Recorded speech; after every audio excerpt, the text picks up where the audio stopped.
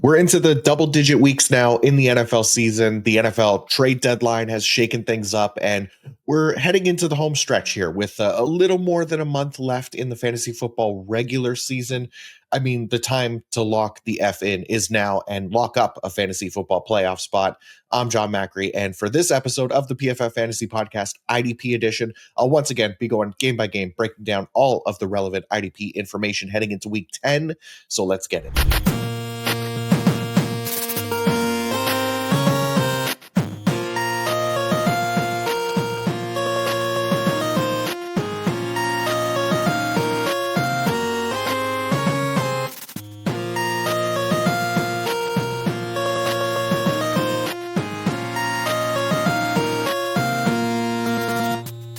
Well, guys, the trade deadline is now officially behind us, and what a trade deadline it was, especially on the defensive side of the ball. I mean, just watching the intro video to this podcast roll here, and it is officially out of date with both Miami, Jalen Phillips, and Jets, Quinnen Williams, both represented in that graphic. They're gone now.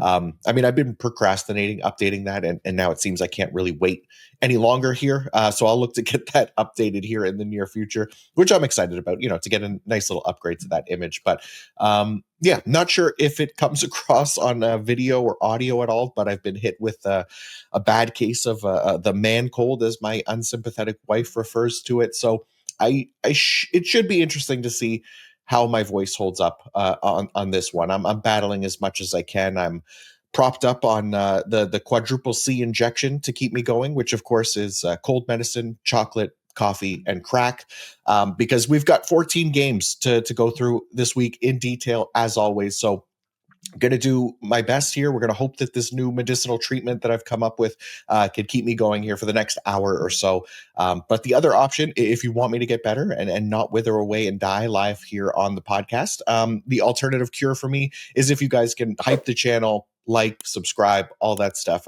Really appreciate it. I'm already starting to feel better already as the support comes in. So thank you all. I'll hopefully now live another day here. But yeah, I appreciate you guys always doing that. And then if you do want access to written content, IDP report, IDP rankings, wide receiver man zone, red zone report, all that stuff, player grades, PFF Fantasy Podcast 25 to get 25% off, and you'll get access to all that stuff for the entire year.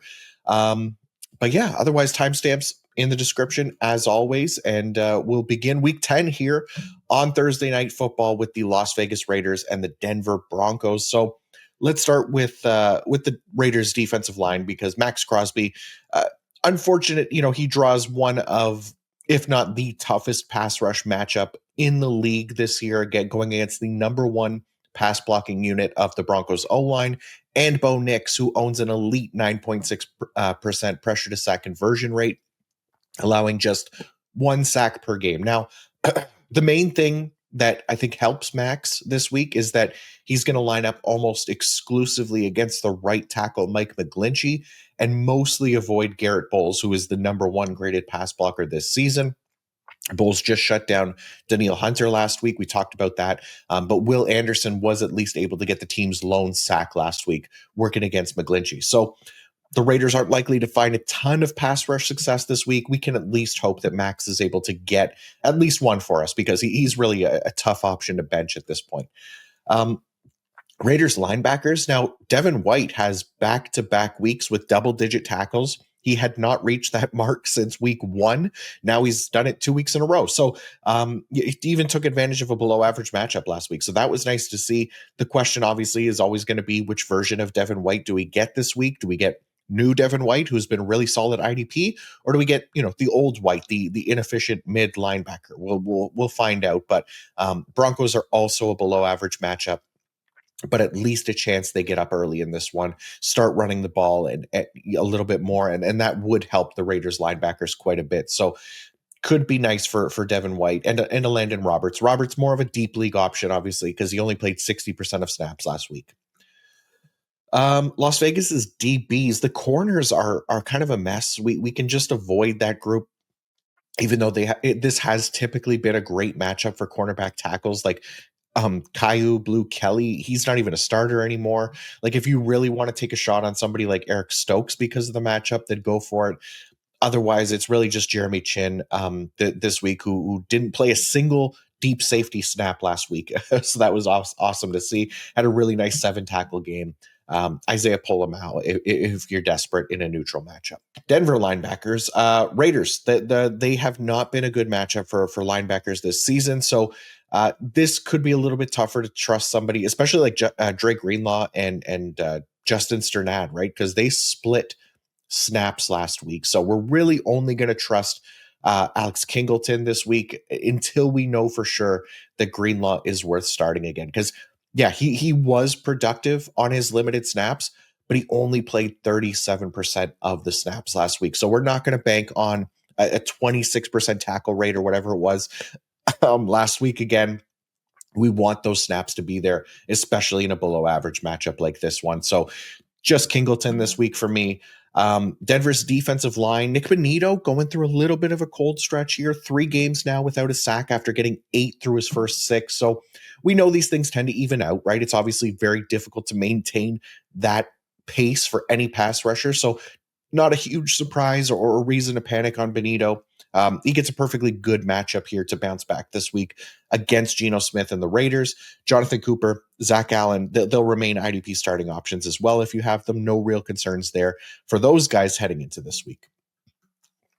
And then Denver's defensive backs, neutral matchup here for Brandon Jones, Talanoa Hufanga, but still starting options for us. Now, this is a top 5 matchup for cornerbacks this week. So Riley Moss probably makes the most sense as a starting option in CB required leagues. I know some people might be tempted to plug in Chris Abrams-Drain after his back-to-back high-scoring IDP performances with Patrick Surtain out of the lineup.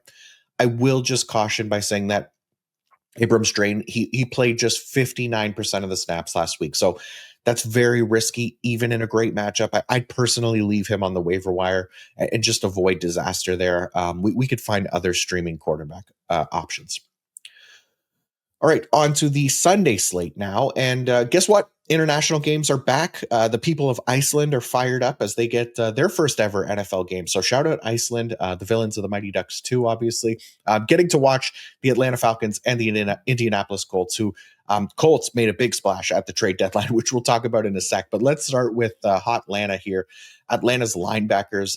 The Colts have been a really bad matchup for linebackers this season. So it's really only Caden Ellis in play for us this week. We saw JD Bertrand's snaps take a massive hit last week. He went from playing 99% of the snaps in week 8 to just 44% in week 9. He has not looked good in his limited playing time. 28.8 PFF grade in his week 8 start, 48.1 last week, 37.7 PFF grade on the year. So regardless of how you feel about PFF grades, when they're on the extreme low end of things like that, it's kind of undeniable that you straight doo-doo. So not worth starting Bertrand. Even Ronnie Harrison, like he played 60% of the snaps. We're not going to play around with that in a bad matchup. Just Caden Ellis, and even he's not a must start. Atlanta's defensive line. So Jalen Walker returned last week and made an instant impact, 2 sacks on the day. Obviously his best game of the year. Right now, he's the only Atlanta defensive line that I'd even consider starting, like purely based on playing time and just that, we finally, he might get some fine kind of default production just from that playing time. Not necessarily expecting multi-sack games to happen very often this season. That last game was against Drake May, who owns the one of the highest pressure to sack conversion rates in the league, which we'll talk about later as well. So this matchup is much tougher to trust Walker if you're considering it. The Colts pass blocking unit is top 3. Indiana Jones also excellent at avoiding sacks. So just be careful there. Atlanta's defensive backs, great matchup for the safeties here. We talked about Jesse Bates last week and his massive box snap share heading into week 9. Didn't do much tackle-wise last week, but he did come up with an interception. We know he's been good for those every once in a while. And it was actually Xavier Watts who played 54% of his snaps in the box. Bates played 40%. So still, both of those are great numbers. And in a great matchup like this, we can definitely get some use out of that for IDP. So going on to Indianapolis, Let's start with their defensive line. We talked about, we talk a lot about Laiatu Latu on this podcast this season. And after a 2.5 sack game, you could be damn sure we're going to talk about him again. So he now officially has one more sack than he had all of last year as a rookie. He has 5. I think he had 4 as a rookie. And he's just 2 pressures away from matching his rookie season total of 38 on nearly double the amount of snaps last year. So he's doing this too by also dropping into coverage more as well. So this dude is absolutely a baller. And now the Colts made a pretty big time move, obviously trading for Sauce Gardner. I think this could really open up some opportunities for the pass rush, specifically Latu and DeForest Buckner. Sauce Gardner owns the best open target rate allowed in his coverage at just 9.1%. That's among cornerbacks with at least 10 targets against. And that tight coverage, I think, might be a key here to buy even a little more time for Latu and company to get home, because by comparison, like to just get an idea of how good a 9.1% open target rate is, the other Colts starting cornerbacks, Mekhi Blackmon is the best on the team in that regard at 41.5%. Then it's Charvarius Ward at 50%, and then Kenny Moore at 67.7%. So Sauce isn't just an elite cover corner, but we could hopefully see that translate to maybe more sack opportunities if the quarterback has to hold on to the ball just a split second longer, right? That's all it takes sometimes. So whether those dividends will pay off immediately or not, we'll see, because it is a difficult pass rush matchup this week with Atlanta's offensive line, and obviously Michael Penix being as good as he's been at avoiding pressures and turning into sacks. So depending on who your other options are, Latu might be in play for you once again this week, but not necessarily like a high-end matchup. Indianapolis's linebackers. Let's talk again about Zaire Franklin for just a sec, because another pretty shitty performance last week. To be honest, like he hasn't even really come close to double-digit tackles once in a game this season, which continues to be a major problem, obviously, for IDP. Now, I had talked about the man-heavy scheme being a problem, and it is. That is a proven killer to tackle efficiency for the linebacker position, but there should still be better games than what we've gotten from him, because the other linebackers on the team, specifically Jermaine Pratt right now, he's been more effective than Latu. And now the other theory could be that the team is playing with the lead a lot, so teams are passing more against him. This also isn't good for linebacker tackles. That's very true. Running is better for our linebacker tackle production. But again, the other linebackers on the team playing less snaps have still been more effective than Zaire Franklin. And even last week, when the Colts were trailing quite a bit to the Steelers and Pittsburgh was at least maintaining a league average run rate, there was still nothing much from Zaire, right? So we're all obviously frustrated by him. Now he gets another poor matchup here. So I'll probably rank Jermaine Pratt ahead of him this week again. Give him a little extra motivation maybe, but Pratt hovering around 90% of snaps anyway, so it's not too egregious there, and we'll see what happens, but my hopes are low for a Zaire Franklin turnaround right now. Indianapolis's defensive backs, Nick Cross, still the clear top option. He should be in starting lineups almost every week. Bynum is just, a fine fill-in. Kenny Moore is one that I will worry a little bit about this week, since Atlanta isn't spending much time in 11 personnel this year, though that's at least improving a little bit in recent weeks. But if you want to start Kenny, go for it. It's generally a good matchup for cornerback tackles, but just know there is at least a risk for a lower snap share. And then as for Sauce, he's not been an IDP option for us just because teams mostly avoid him in the passing game. So tackles aren't really his thing. We'll much prefer Mekhi Blackmon this week for IDP if you need somebody.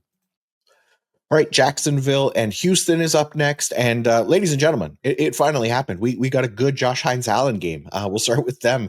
1.5 sacks from Josh Hines-Allen last week. We'll absolutely take that, since it triples his sack production on the year heading into that week. So hopefully this is the first sign of a turnaround here for Josh Hines-Allen. He's been more than due in the sack column. So could get some positive regression here in the latter half of the year. 40 total pressures on the year. That's actually tied with Jared Verse at 6th at the position. And it's actually one more than Nick Bonito, who has 8 sacks, right? So now Houston, We talked about this last week. Once again, they played 6 offensive linemen quite a bit last week. We talked about how that could limit some of the pass rush opportunities, and it did make things difficult for that Denver pass rush. Same idea applies here against Jacksonville. So just beware of that for Josh Hines-Allen, Trayvon Walker. Actually, Trayvon Walker, he got himself ejected for throwing a punch last week, really trying to his best to morph into Barrett Wallace. Although I think the club is gone now. So, yeah, never mind. Walker, it just remains a volume heavy option here. Jacksonville's linebackers, great tackle matchup for this group. So obviously we're starting Foye Oluokun, who continues to do it nicely in his bounce back year as expected. He's currently the LB10 on the year. Meanwhile, we'll see if Devin Lloyd returns from injury. If he does, then he's likely startable in those non-shallow formats. And if he can't go, then Ventrell Miller played 91% of snaps last week without Lloyd and can be the pivot option there. And then Jacksonville's defensive back. So Jordan Lewis, he got banged up and left last game, which was unfortunate because we really like Jordan Lewis as an IDP. Not sure if he'll be able to go this week, but he was replaced by Jerrion Jones in that nickel corner role. So if you need a streaming option, the Texans do run a top 5 rate of 11 personnel. So that should open up opportunities for Jones to be productive again, or even Jordan Lewis if he's active. So definitely keep an eye out for that one if you're looking for a CB streaming option. And then Andrew Wingard gets a nice matchup this week if you need safety help. On Houston, let's start here at the defensive line because poor Danielle Hunter. He has run the gauntlet of the toughest pass rush matchups in the league these past few weeks. Things are at least a little better for him here because Cam Little at left tackle is no Garrett Bowles or Trent Williams or Charles Cross. He's really just your average left tackle. And Trevor Lawrence, while mostly decent at pressure to sack conversion rate, he has taken 21 sacks on the year because he's pressured a ton.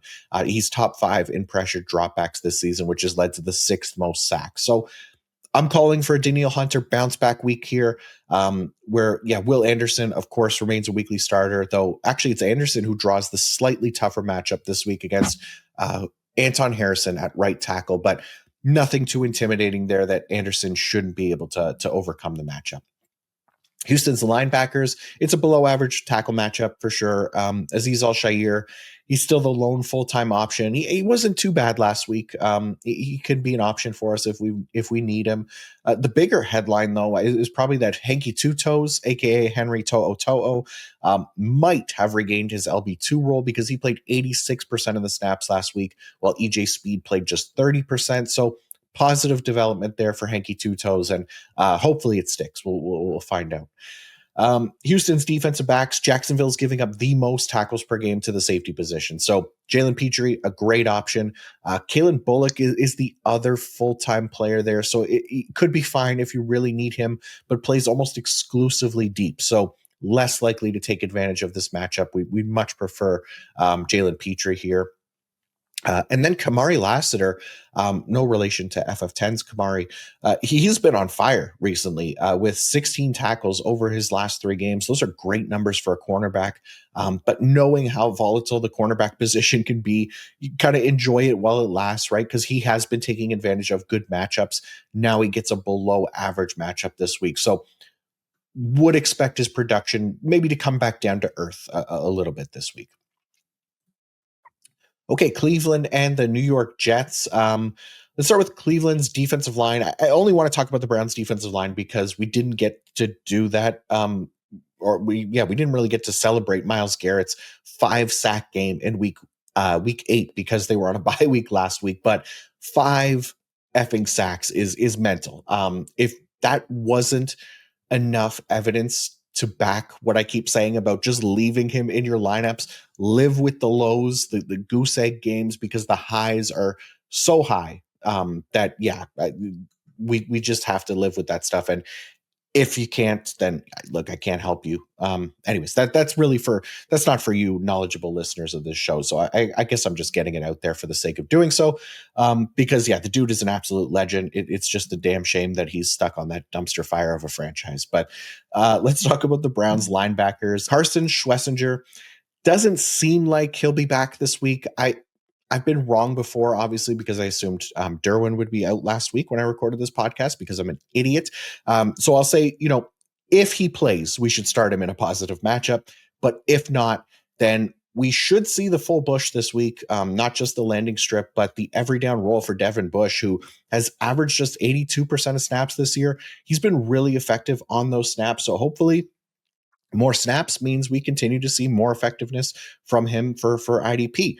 And then obviously if Schlesinger can't go still, it seems like Mohamed Diabate will be that LB2, playing more of that part-time role, likely closer to that 80% range where Bush, has been with Schlesinger in the lineup. Cleveland's DBs, not a great matchup for Delpit and Hickman. They're both still solid options if you need them, but not must starts by any means this week. And for Tyson Campbell, neutral matchup for him against the Jets passing attack, which, now they have AD Mitchell. Yay, who cares?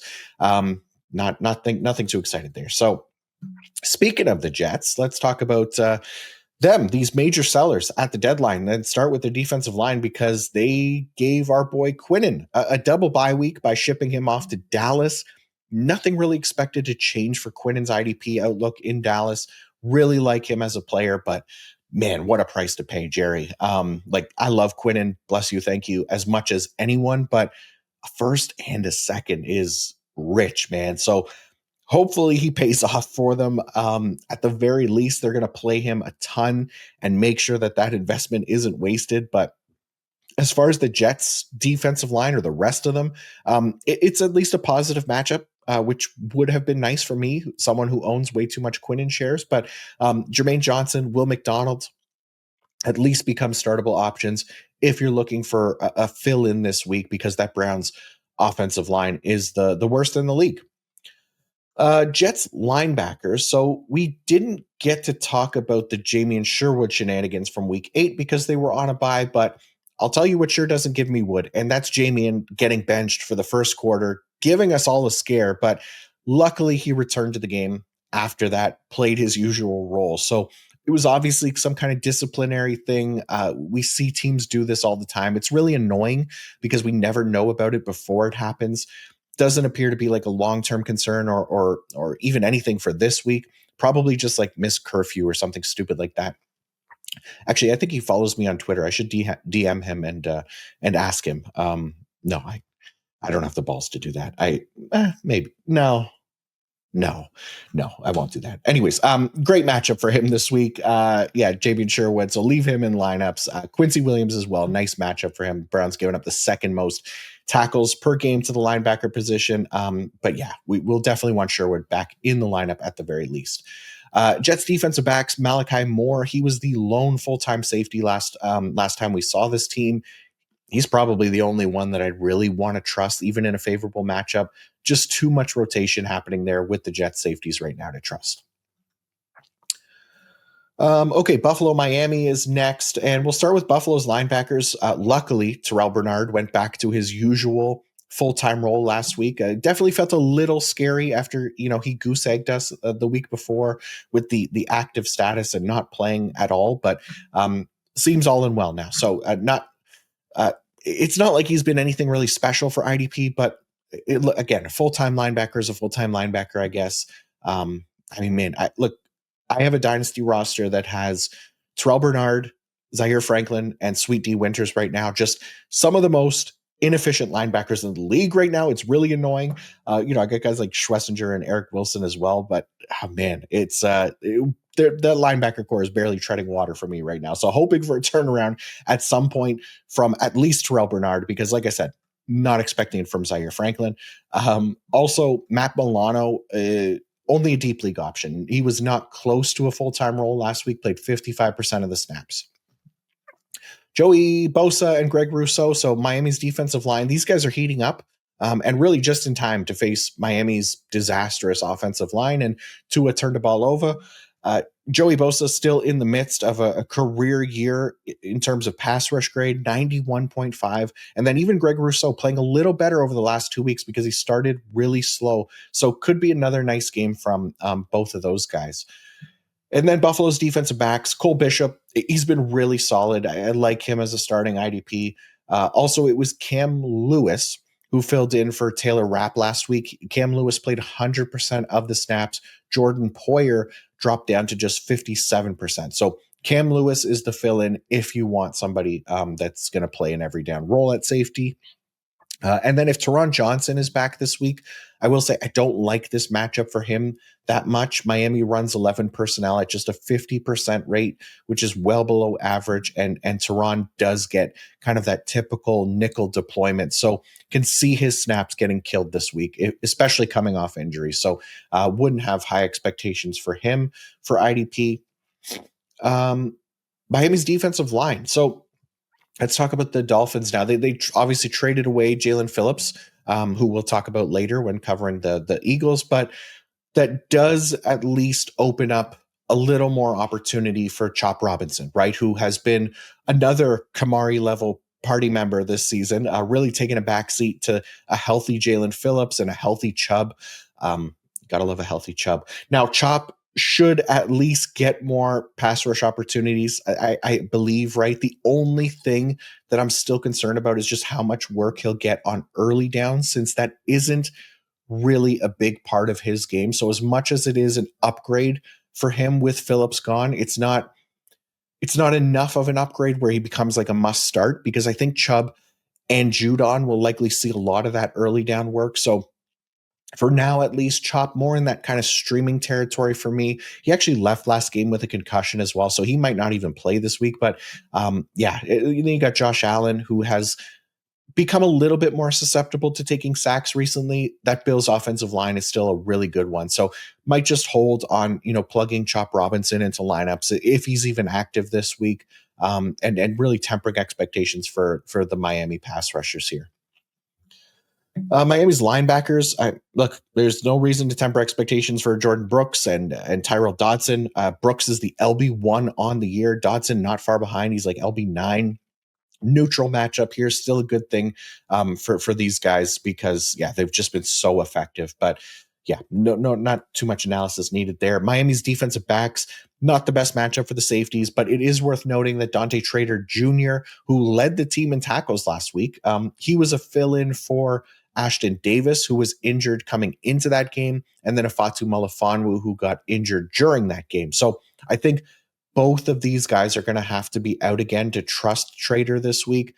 But if one of them is active, we're not going to play around with Dante Trader. It's also a great matchup for the cornerbacks for Miami.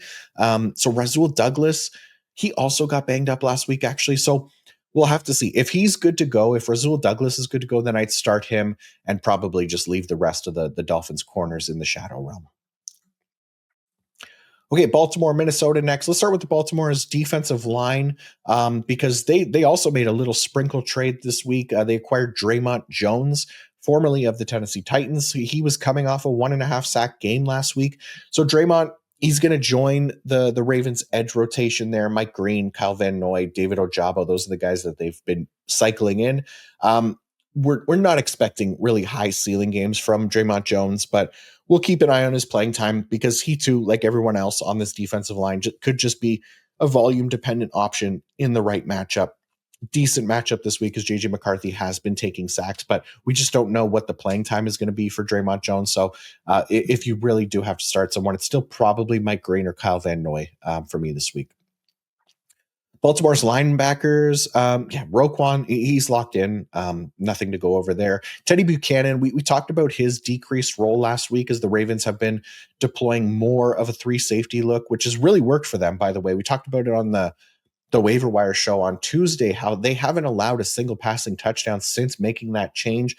It's only 2 games, but still another good piece of evidence that more DBs equals better for your NFL defense, but not better for IDP, because it means that the LB2 is going to take a hit in snaps. And Buchanan played just 69% of snaps last week, 70% the week before. So only a deep league option for IDP. And then Baltimore's defensive backs. Those defensive backs don't get a nice matchup this week, unfortunately. Minnesota is giving up the fewest tackles per game to the safety position this season. Even with the quarterback change last week, JJ McCarthy yielded just 8 tackles to the Lions safety. So not great. And when you've got 3 full-time guys out there, that doesn't really bode well either. So Hamilton's still the best option. Kyle Hamilton, that is, while the other guys, you're really kind of banking on big plays or interceptions there, right? Big plays are interceptions. Interceptions are big plays. And then same thing with the cornerbacks, really. Not great for Marlon Humphrey, who had a great game last week, and but since he's splitting that slot work with Hamilton, he's going to play outside a little bit more. He'll mostly be a potential avoid for me this week if you can. On Minnesota, let's start with their defensive line because Andrew Van Ginkel, aka the Gangster, he returned to the lineup last week. Actually played a decent 61% snap share. I think there's room for that number to grow a little bit this week in a good matchup. Lamar has been taking some sacks this season, and that Ravens O-line has struggled to block. So Andrew Van Ginkel, Jonathan Grenard, both back in play here. Dallas Turner just going to warm the bench most likely after playing just 22% of snaps last week. So not interested in him. Minnesota's linebackers, Blake Cashman and Eric Wilson went off last week. We knew it was a great matchup against the Lions, but Wilson landing 2 sacks was a really pleasant surprise. It's a below average matchup this week, but both of these guys are still really solid. Wilson, sure, for deeper formats since he's not a full-time linebacker. And again, it is a below average matchup. And then Minnesota's defensive backs, another awful matchup for cornerback streaming options in this one. Ravens are giving up the fewest tackles per game to the cornerback position. So guys like Byron Murphy, Isaiah Rodgers, they're not really in play this week. And then at safety, it's a below average matchup. So Josh Metellus, Harrison Smith might be kind of on the low end of that safety 2 range this week. All right, Giants, Bears are next. Let's start with the Giants defensive line. I mean, Brian Burns locked into lineups regardless of matchups, and it isn't a great matchup on paper, but we're not sitting the edge one on the year at this point. We can maybe afford to sit like a Kayvon Thibodeau and the Abdul Carters of the world this week, right?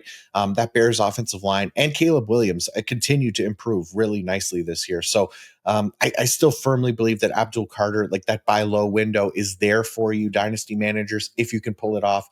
Throw some offers out there, try to get them, because I think beyond this season, potentially even down the stretch here, that production could start to hit, and that's going to make him harder to buy, obviously. But believe in the talent of Abdul Carter. Giants linebackers. So Bobby Okereke, still a fine full-time IDP linebacker in a neutral matchup. Super boring analysis there, I know, but that's kind of what he is.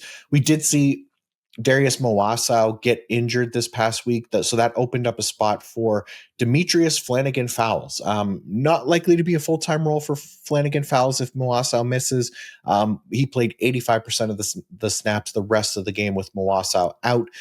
If he's out again, then DFF can be a fine deeper league option as needed, just as Darius Mowassau has been for us.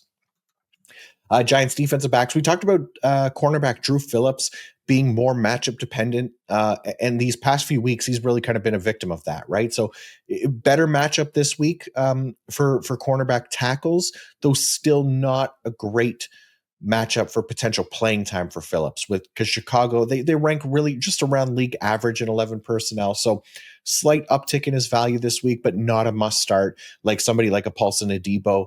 If he's back in the lineup this week, he missed last game and the week before, I believe, Adebo. So, but if Adebo can go, I do like him. All right, on to Chicago. Start with their linebackers. Strong matchup for Tremaine Edmonds and TJ Edwards. I will note that TJ Edwards did not play a full-time role last week, but that appeared more to be for an injury reason. He left the game. He went down the tunnel to get checked out. He was able to get back in the game. So doesn't appear to be a concern for this week, at least in a good matchup. Both of these guys definitely startable. Chicago's defensive line, Montez Sweat, still a really solid option. He's going against Jackson Dart, who owns the 5th highest pressure to sack conversion rate on the year. Sweat, he also has a sack in 3 straight games, and he's played really well. The team did trade for Joe Tryon-Shoyinka, just a depth piece. Austin Booker had a really nice game last week in his season debut. He landed a sack at a 90 PFF grade. But, not to be a wet blanket to dynasty managers, but that was against the Bengals offensive line. So be a tougher matchup for him this week. He played 54% of the snaps as well, Booker did. So if you want to stash him for Dynasty, go for it for sure, but not expecting much for this week, maybe against the Giants. And then Chicago's defensive back. So Chauncey Gardner-Johnson, who, of course, we were talking about how I'd like to see the Bears trade for someone to play like that Kyler Gordon nickel corner role in Dennis Allen's defense. And it wasn't until after I finished recording last week that I saw they signed Chauncey Gardner-Johnson, who was like kind of a perfect fit for that role. Unfortunately, he's mostly listed as a safety on fantasy platforms, which is annoying. So it's not perfect for IDP. But look, 6 tackles and a sack last week in his debut. That's exactly what we want to see from that position, even if the snaps might fluctuate a bit. Now, the Giants have typically been a lower 11 personnel rate offense, but in week 9, they were the most 11 personnel heavy offense facing the 49ers. So not sure exactly what to expect from them personnel wise, but Chauncey Gardner-Johnson, at least one that we should be monitoring for IDP now with that role, which is why I immediately added the comment on the YouTube video last week for those that saw that, as well as the Derwin F up. I put that in there. So not my best showing on the year last week. Hopefully no mistakes this week. We'll see. All right, on to New Orleans and Carolina now. So New Orleans linebackers, it's a nice matchup for Demario Davis here, but really only him, right? Pete Werner has played less than 50% of the snaps these past few weeks, and even Danny Stutzman, the rookie, has been below 30%. So nothing really exciting there outside of Demario Davis in a top 10 matchup for linebacker tackles. New Orleans defensive line. So Chase Young landed another sack this past week. He's got a bit of a hot streak going. He's really still like a fringe starter if you need him, as is Carl Granderson at this point. The playing time is fine for both of these guys. Granderson, a stronger tackler for the position, but the pass rush metrics have been poor. Young will probably get the edge for me if I have to choose one of the two. And then New Orleans defensive backs, Justin Reed and Jonas Sanker went off last week. Both of those guys played over 40% of their snaps in the box each last week and combined for 21 total tackles. They get another great matchup this week. So maybe we could squeeze some more starting value out of these guys if you have them. And then Alontae Taylor remains a great option in CB required leagues. Okay. Cool. Carolina's linebackers. Trevin Wallace, he went back into the lineup last week. It wasn't a concussion that he suffered in week 8. We talked about it being a stinger, so he was able to get back to 100% and back in the lineup in time. He was actually fine enough for IDP, 9 tackles, a pass breakup.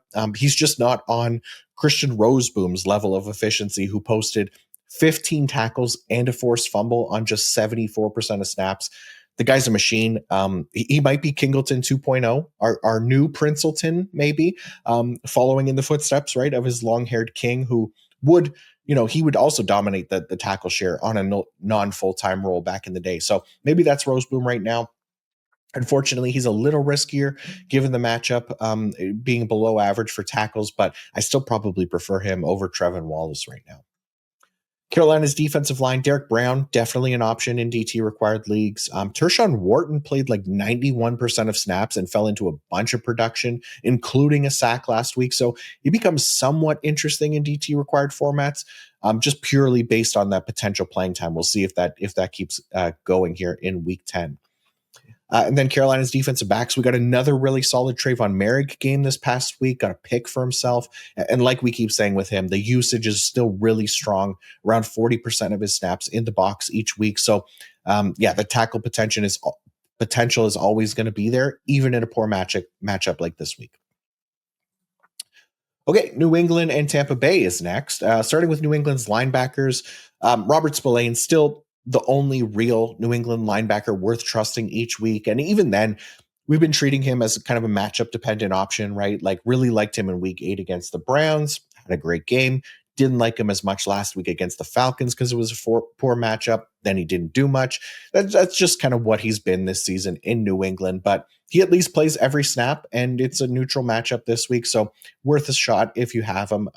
Christian Ellis, he got injured last week, which It was too bad since it was looking like he took back control of that LB2 role. So we'll see if he's back. If not, then Jack Gibbons should get more run if you're in a desperate spot for like a 70-ish% linebacker. New England's DBs, Marcus Jones, unfortunately cooled off last week with just 3 tackles. Those big plays, they just can't be there every week, right? So this week he at least gets an above average tackle matchup, and the Bucs play an above average rate of 11 personnel. So room for him to bounce back this week if you have him. Otherwise, Craig Woodson, Jalen Hawkins, there are warm bodies at safety, and starting to feel like Hawkins might be the best option of the two. He played 32% in the box last week compared to Woodson's 19%. And then New England's defensive line, the same basically analysis that we do every week with these guys. You've got your 2 volume options at edge with Landry and Chase on. And then for DT required leagues, same kind of thing with Christian Barmore and Milton Williams. None of these guys have really shown anything overly promising to trust them as anything more than that. So if you're in a really tight spot, you could consider them. That's kind of what they are. Tampa Bay, we'll start with their linebackers. Below average tackle matchup here for Levante and Servassier. We've seen kind of the free fall a bit in the IDP scoring leaders for Levante recently, where he has been so big play dependent, and that tackle efficiency hasn't really been there. It's been something that we've talked about / warned about a few times already this year. Again, he's playing every snap. Those big plays do seem to come for him. So not a bad option by any means, but I do have these guys as kind of like the lower end starts in a below average matchup for those reasons. Tampa Bay's defensive line. So last time we saw them, Anthony Nelson had the game of his career, 2 sacks and a pick 6. We'll likely never see that kind of game from him again, but maybe he's earned more playing time on a team in need of edge help. Still not trusting him as an IDP starter, though. I definitely prefer Yes Diaby. He gets a nice matchup because Drake May has a tendency to take sacks. We talked about that. He now ranks behind only the ultimate sack fetishist in Cam Ward in total sacks taken this season with 34. So could be something for Diaby, who has been a really solid player to take advantage of this week. And then Tampa Bay's defensive backs, more poor matchup here for Tyke Smith and Antoine Winfield Jr. They look, I personally still have a near impossible time benching Tyke, but in a matchup like this, maybe you have another defensive back that you want to take a shot on over somebody like Antoine Winfield, for example. But we could talk about it in the comments if you like. If you have some start sit questions, I'm always happy to jump in there and answer them for you guys. Right before we go any further, I want to let you all know that this episode is brought to you by Fabric by Gerber Life. Parenting is filled with high-pressure decisions, and it can be difficult to tell if we've made the right choice for our kids' future. But here's a simple decision you can make today that could have a meaningful impact on your kids' future: opening a UGMA Kids Investment Account with Fabric to start their investment journey early and give them a financial head start. Fabric by Gerber Life was designed by parents for parents to make it easy to plan for and manage your family's financial path. With a kids investment account from Fabric, you can start investing in your child's future today. It's all online, and setting up an account could take you just 5 minutes. Get started investing with as little as $1 a day, then manage your child's account, monitor their investments right from your phone. There are no contribution limits, multiple tax advantages, and they're SIPC insured up to $500,000, plus no commission fees and just a low flat monthly maintenance fee. Fabric has partnered with Gerber Life, trusted by millions of families like yours for over 50 years. Join the thousands of parents who trust Fabric to help protect their family. Start investing in your child today at meetfabric.com/PFFNFL. That's meetfabric.com/PFFNFL. meetfabric.com/PFFNFL. Portfolios managed by Fort Washington Investment Advisors Inc. Additional services provided by Apex Clearing Corporation. All investing is subject to risk. Learn more at meetfabric.com. All right, Arizona and Seattle is next. Let's start with Arizona's defensive line because Josh Sweat continues his little positive sack regression campaign here. He's up to 7 sacks on the year. He's playing well, and now that playing time has increased as well. So he's averaged up over 65% of snaps these past 2 weeks after mostly hovering around 50% in every week prior. So seems the Cardinals finally realized that their pass rush improves with more Sweat.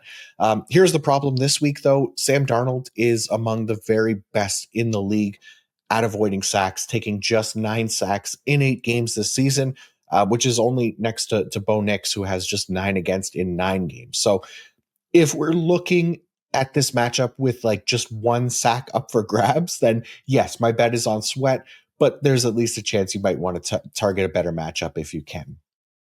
Arizona's linebackers, not sure if Mac Wilson will be available this week. He got banged up on Monday night. He left that game and did not return. So we'll pay attention to the practice reports, obviously, this week, since it is at least a good matchup. And we'll maybe want to roll with Mac Wilson or Akeem Davis-Gaither, whoever is getting that full-time role. But if Wilson is good to go, then, Akeem Davis-Gaither can still have some value in deeper leagues. And if Wilson can't go, then it's rookie Cody Simon who could be that deeper league target in a good matchup where the Seahawks are giving up the 7th most tackles per game to the linebacker position.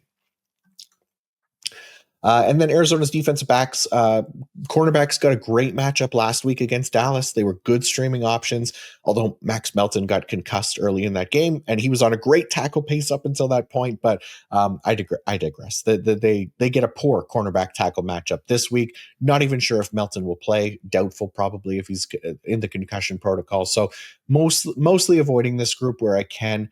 And even for the nickel corner, Garrett Williams, this matchup sucks since the Seahawks offense spends the fewest amount of snaps in 11 personnel so far this season. So just Budda Baker and Jalen Thompson for me this week.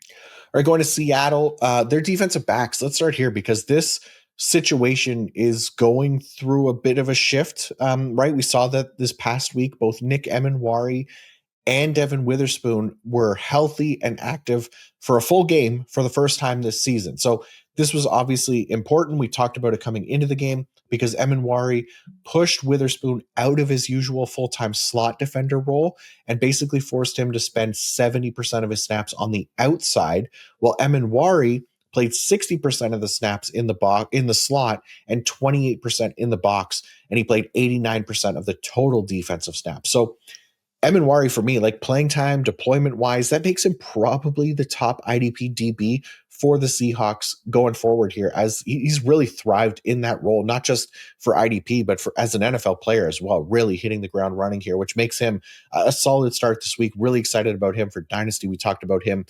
around draft time. He was my safety one for this rookie class, and just really excited to see what he can do here in Mike McDonald's defense. And he's getting a shot now. So that's been nice to see. Julian Love is on IR, so Ty Okada continues to be the fill-in option. Not a great matchup for safeties this week. Cardinals giving up the 29th most tackles per game to the safety position, so Okada on the lower end of starter this week. Seattle's defensive line, Leonard Williams, Byron Murphy, both top 5 defensive tackles in IDP scoring this week.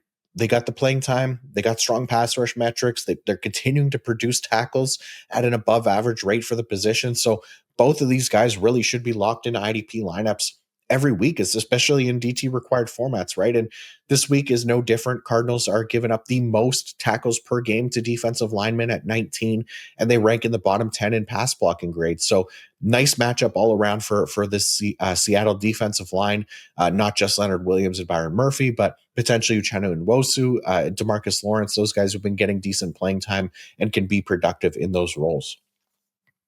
Seattle's linebackers. So Ernest Jones apparently going to miss some time. So Drake Thomas moves into a true every down role. He was already around 90%. The Drake, by the way, that was another one of my mistakes last week. More that I misspoke when kind of describing him as an ineffective option for IDP. That was meant to be in regards to his tackle rate, because he owns just a 9% tackle rate on the year. Because his IDP production has been good, but it's been propped up by big plays, right? So that was just me poorly explaining my thought process a bit. And if I ever do that again, please do feel free to ask me in the comments. I could clarify because, English is not my first language, so I'm still learning. So as I speak so many words each week for these episodes, there's at least a chance that I'm not perfectly clear on some of my rationale, but. Where was I? Right. Oh, right. Yeah. So Ernest likely to miss this week. So that'll move Drake Thomas into the LB1 role if Ernest Jones is out, and that'll bring Tyrese Knight back in play as the team's LB2, probably not in a full-time role, but average matchup here. Thomas is an option for most leagues, and then Knight more for like non-shallow leagues. Okay, Rams in San Francisco. Let's start with the Rams defensive line. Jared Verse, Byron Young are Coming off a quiet week 9, obviously, neither of those guys was able to land a sack, although Byron Young had a sack. It was called back on a BS roughing the passer call. But yeah, that defense was barely on the field last week. They only played 41 defensive snaps as a team last week. That's really low. So both players, I think, are in a good spot to bounce back this week. It's an average matchup for pass rushers, but for someone like Byron Young specifically, gets a really nice matchup. Should face off against right tackle. Well, I shouldn't say really nice. It's a better matchup. He gets the right tackle, Colton McKivitz. He owns a 71.6 pass blocking grade. That ranks 26th at the position. And then Jared Verse, he unfortunately draws Trent Williams at left tackle, who ranks 16th in pass blocking grade with 76.3. Now, Trent Williams, it's not like this impossible matchup as it has been for years past. He has been charged with allowing a sack just 2 of his 9 games this year, but 3 on the year. So he's not as difficult as a matchup as he's been in years past, like I said.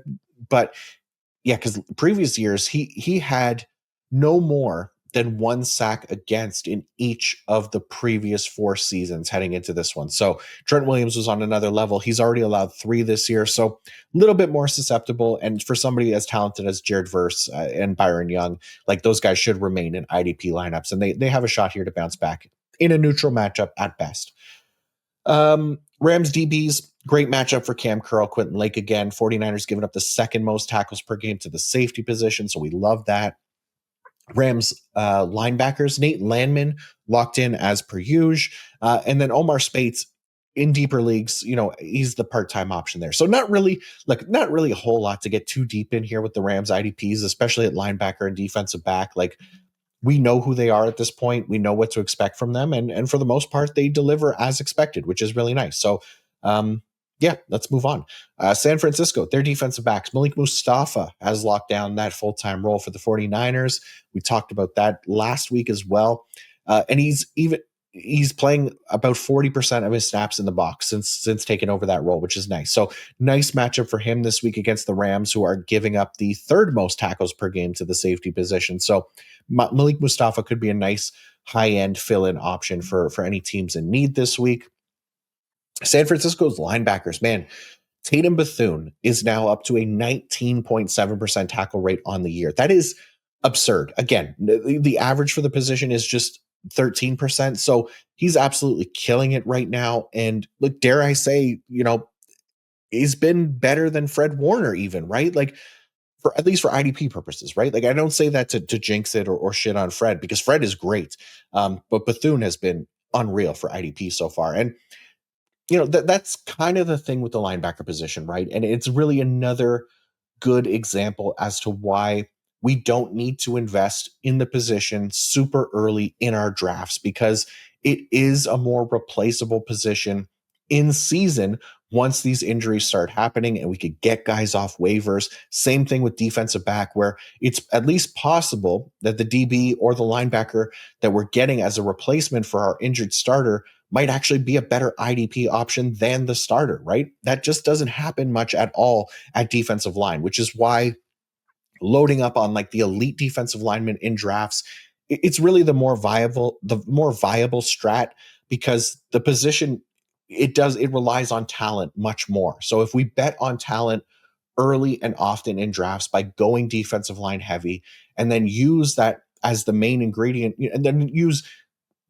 the main ingredient for what we get from linebackers and DBs, which is opportunity, and we can pick that up later on, we'll have more success, right? So I talk about it every year. This is just another good example of it right here, right? Like losing Nick Bosa, for example, on this same team. There's nobody that's going to fill that spot in San Francisco, or mostly on the waiver wire for him at edge in our lineups. But losing Fred, we have the Tatum Bethunes of the world, right? So if you don't neglect the defensive line position in drafts, you'll hopefully have other talented starters that you can turn to, and you don't have to rely on like the waiver wire leftovers, is basically what I'm trying to say.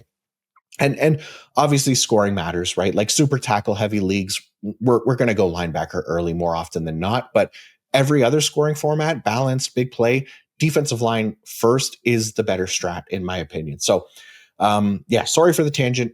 Bethune locked into lineups. Sweet D Winters, needs to get his inefficient ass working again and pick up the slack because Bethune is putting him to shame right now. Although he's still startable as a 100% player. Okay, San Francisco's defensive line. Yeah, I mean, we could trust someone here, but you better pray to whoever it is you pray to that they don't tear their ACL because, and then even then, I mean, the ancient Indian burial ground dark magic might be too much to overcome because even first round pick Michael Williams was the latest victim. Tore his ACL. It's actually insane at this point. I really feel bad for the 49ers fans. Your team is cursed this season, and yet they're still 6-3. So powering through like me with a man cold here. Although I could probably afford to say less at times here, going on a little bit of a tangent. All right, let's go on to the next game. Detroit, Washington. Detroit's defensive line. So Hutch gets Marcus Mariota this week. Jaden Daniels' arms was disgusting. That's all I'll say. But Marcus Mariota is starting at quarterback. So still really low tackle rate for Hutch, which is surprising considering the playing time, but just 2.3% tackle rate. This is mostly a result that teams don't run at him.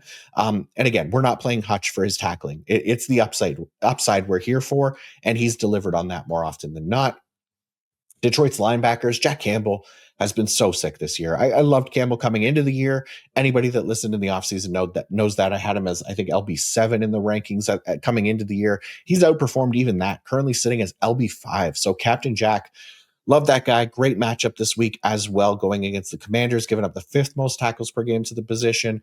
Even the Prince of Asgard, Alex Anzalone, also in play with this matchup, but more big play dependent. Not nearly as good of a tackler as Campbell, so he'll always be the lesser of the two, in my eyes, at least. Detroit's defensive backs, Brian Branch, Kirby Joseph. If Kirby Joseph's even back this week, they get a below average tackle matchup.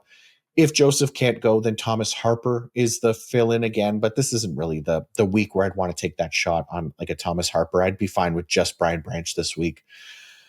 On Washington, their linebackers, Bobby Wagner is absolutely locked in this week. He's LB2 in scoring. He's LB2 in the ranks for me this week, drawing the best linebacker tackle matchup on the week. And then Frankie Louvu, he was suspended for one game, and then that suspension was overturned. So he's back in play this week in a great matchup against the Lions, who, again, they lead the league in tackles per game to the linebacker position. So the concern, I guess, with Louvu is that he might not be able to take full advantage of that on the linebacker side because he's spending even more time on the edge in recent weeks. That team has become really thin at the edge position, so it's not a surprise to see him averaging 68% of his snaps on the edge over these past 2 weeks. The positive for Louvu either way is, and keeping him as a solid option, is that the Lions are also yielding the 3rd most tackles per game to the defensive line position. So he might still be a solid IDP value this week, where that usage of his will typically be a detriment to his production, but not so much this week. And then Jordan Titz McGee could be a deeper league option because of the matchup. He'll more than likely play around 60-ish% of snaps at least, potentially higher depending on how they want to stack the box against the Lions run game. So I don't mind Titz McGee this week if you're in a desperate spot in deeper leagues. Washington's defense backs, the Commanders, they did it to us again in week 9. They just keep alternating who is leading that safety rotation in snaps, and it's rarely an every down role. So F that noise. We're not messing with these guys anymore. Not at this point in the season when, wins are so important and we don't need to be taking on chances on DBs who are not going to be playing full-time snaps. No, thank you. Washington's defensive lines. Daron Payne, I guess. It's a sad group, unfortunately, so not much to get excited about here. I know we talked about Jacob Martin last week coming off his 2 sack games and warned that he'll rarely be able to do anything consistent enough to be trustworthy for IDP. Just 2 assists last week. Like, playing time is the main thing helping him, but there's a lot of guys we like for that reason. And that being said, like Lions offensive line, they have at least been getting banged up recently and they're becoming a little bit more vulnerable. I just don't know that this Commanders defensive line group are the ones to take advantage of that, basically. Okay, on to Sunday Night Football. Pittsburgh Steelers, Los Angeles Chargers. Let's start with the Steelers defensive line because TJ Watt, Alex Highsmith, they looked back to their usual selves last week.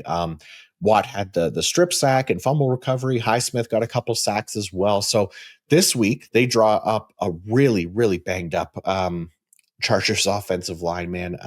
They now rank 30th in pass blocking grade this season, and Justin Herbert has significantly more pressured dropbacks than any other quarterback in the league. 155 pressured dropbacks.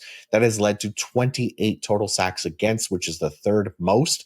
So yeah, he's got to face the Steelers' elite pass rush this week. That is bad news for Herbert. Good news for us for IDP, who are starting these guys. Watt, Highsmith, Cameron Hayward. They continue to be a high-end IDP options, especially in a match like this. Pittsburgh's EB. So the Steelers, yeah, their defensive backs obviously went through some changes this past week. Kyle Duggar, who we talked about after getting traded to the team, he did play a full-time workload for the team in his first game, as did Jalen Ramsey, who made a full-time move from cornerback to safety this past week. So interestingly enough, the team changed really kind of how their scheme looks, right? Because Ramsey and Duggar were the starting safeties, obviously, which is new, but they also played a lot more too high safety looks than they did with Deshaun Elliott in the lineup. So not ideal for Duggar, who is typically going to be that safety to rotate down toward the line of scrimmage when they're in single high, but they just played less single high. So it's obviously still an upgrade for Duggar, who wasn't getting any playing time in New England. The nice thing here is it is a good matchup. The Chargers are giving up the 8th most tackles per game to the safety position. So Duggar and Jalen Ramsey should be considered, I think, in play here for IDP leagues this week. Ramsey, for sure, he's going to have that cornerback designation, probably a top 5 cornerback option if you need him this week. And then Pittsburgh linebackers, look, nobody's surprised at how ineffective Patrick Queen is for IDP at this point, right? Good. Nice matchup this week, but I think we all know Peyton Wilson is probably going to outproduce Queen, even if he's not close to a full-time role. So Peyton Wilson did play 85% of snaps last week. That's a good number for him, but Cole Holcomb was also out of the lineup for that game. So it's worth monitoring Holcomb's status if he's going to be active for this game, if we want to trust Wilson this week, obviously trusting him more if Holcomb is not in the lineup. Okay, going to the Chargers now. We'll start with their defensive line. Unfortunately, Khalil Mack let us down in a primo matchup last week against the Titans. He just didn't do anything at all, not even in terms of his pass rush metrics, which is really surprising considering how bad that Tennessee's offensive line has been. But yeah, the snaps are still there for Khalil Mack. Aaron Rodgers has been taking some sacks this season, so could be an option once again. Tuli Tuipulotu also right there in snap share with Mac, so he's playable. He actually put together a much nicer game than Mac last week, 92.5 pass rush grade and a sack. So that's what we expect facing the Titans. And then, we cannot skip over Odafe Owe, who landed 2 sacks last week and just continues to work his way up the Final Fantasy X party member depth chart. So he started as Kamari, became Riku last week, and now maybe Waka is next up for me. Not the best character, but has some decent utility, can take out the flying enemies, decent power, can inflict some status ailments. So yeah, I like that. I think Waka is the next logical step here for Owe. Look, we started this gimmick a few weeks ago with the Chargers trading for Owe. We're going to stick with it here because why the hell not? Not sure Owe will ever get to the Orin or Yuna level on the Final Fantasy X party member depth chart, but that's the ultimate goal. If he is going to keep delivering multi-sack games, maybe he can get there. All right, Chargers defensive backs. Derwin lives. I thought he was dead last week, but pleasant surprise to get him back in the lineup. Not a good matchup, so he'll be the only one worth starting this week, and we're mostly going to stay away from everybody else. Chargers linebackers. It was nice of Diane Henley to land a sack last week, which made up for the lower tackle output in a bad matchup against Tennessee. Better matchup for him this week if he can build on that momentum a little bit. So still not overly excited about Henley considering his body of work this season, but there's at least more hope there than there was last week. And then Denzel Perriman, just a deep league option. Okay, final game. Almost made it before my voice gives out. Monday Night Football, Philadelphia Eagles, Green Bay Packers. So Philadelphia, let's start with their linebackers because this situation is getting interesting. They're going through some changes here, mostly due to Nakobe Dean returning to the lineup, right? So Dean's snaps have slowly increased over their last 2 games. Coming out of the bye week, I think there's a good chance that his playing time goes even further, goes up even more. So last time we saw Nakobe Dean, he played just 64% of the snaps, while Jihad Campbell played just 40% of the snaps, and 38% of Jihad Campbell's snaps were played on the edge. So I think Campbell, he's likely going to continue getting work on the edge now that Dean is back. And then even with the addition of Jalen Phillips at the trade deadline. But Vic Fangio likes his hybrid players on the edge and at linebacker, those guys that can kind of do both. So Campbell does still fit that role perfectly. It just isn't beneficial for IDP right now because it's not going to be close to a full-time role most likely. So that's going to push Campbell out of starting consideration for us for IDP this week. And we do expect Dean and Jalen Phillips to really cut into Campbell's snaps at linebacker and on the edge. So I think Nakobe Dean snaps could go up again this week. And then Zach Bond, obviously, we're definitely starting him. Philadelphia's defensive line, Jalen Phillips. So we talked about him as a trade candidate last week. He gets dealt to the Eagles. I think he could be their lead edge rusher potentially right away. So he has familiarity with Vic Fangio's defense from his time in Miami in 2023. He was like the edge 4 in points per game for the position at that point. It was only 8 games because then he got injured, right? But there's absolutely potential here for how good Phillips has looked this season, how healthy he's been. Don't want to jinx it because it's definitely a risk, but if they give him the playing time, which I think they will, then he could be, I think, an upgraded IDP in this situation in Philadelphia than even what he's been so far this season. So really interested to watch Jalen Phillips with the Eagles. Nolan Smith could be back soon as well. So just not good for Jalix Hunt, who he's been solid enough for IDP, but it's not a huge loss there considering we get a potential upgrade here with Jalen Phillips and eventually Nolan Smith as well. This week, it's not the best pass rush matchup. I will say that for the Eagles defensive line because Jordan Love has been so good at avoiding sacks. So that'll be the only thing for them, but a good matchup for tackle production, at least on the defensive line. If you're starting a Jalen Carter, Jordan Davis, maybe even a Jalen Phillips. The Eagles, let's talk about their defensive backs. They also traded for Michael Carter. Michael Carter's a slot cornerback by trade. So I do wonder if that means that they'll play Cooper DeJean on the outside a bit more if they have plans for Carter as a starter. Or if this is just a depth move, right? Like I'd still be fine starting Cooper DeJean this week if you have him because it's not like he's going to lose overall playing time. There's just the risk that he'll be out wide a bit more. But the Packers, they have been a good matchup for cornerback tackles. So we don't have to avoid DeJean or anything like that. Can start him and just observe the usage from there. All right, lastly, Green Bay. Let's start with their linebackers. This is unfortunately the worst matchup for tackles this week for the linebacker position. The Eagles are yielding the fewest tackles per game to the position at just 10.5 on the year. And that number has actually been significantly worse over the last 3 games. Just 6.7 tackles per game to the linebacker position over the last 3. That is brutal. Quay Walker, Edgerrin Cooper, they're still in starting consideration as full-time linebackers since those numbers, obviously they can shift on any given week, but the expectations at least tempered for these guys in week 10 since the Eagles are just such a bad matchup. But they should be okay. Green Bay's defensive back. So we finally got that big Xavier McKinney game last week. We've been kind of waiting on. He gets another good matchup this week. So he should be good to start for IDP once again. The rest of the DBs still aren't great. Evan Williams played 88% of snaps last week, which is fine. But the cornerbacks, like it's only Keyshawn Nixon right now. I don't like the matchup for Javon Bullard. And that, based on playing time and the Eagles offense. And then Nate Hobbs, he's not doing anything. He's just riding the pine at this point. He's not even getting the playing time. So really just Xavier McKinney, Keyshawn Nixon, if you need him, maybe Evan Williams in really deep leagues.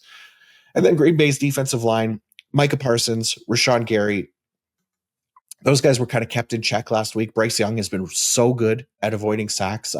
It is at least a better matchup for these guys this week because Jalen Hurts will take sacks. He owns the 8th highest pressure to sack conversion rate. So I think we'd see a better week from Parsons, Gary, and even Devontae Wyatt in the middle there. All right. That is it. That is all I could do this week. Literally, my voice just giving out here right at the end. But thank you all for tuning in. Please don't forget to like and subscribe. You could always check out my work over at pff.com with a PFF Plus subscription, including the IDP Fantasy Report, IDP Rankings, Wide Receiver Man Zone Coverage Report, Red Zone Report, all that stuff. Be sure to use the promo code PFF Fantasy Podcast 25 for 25% off.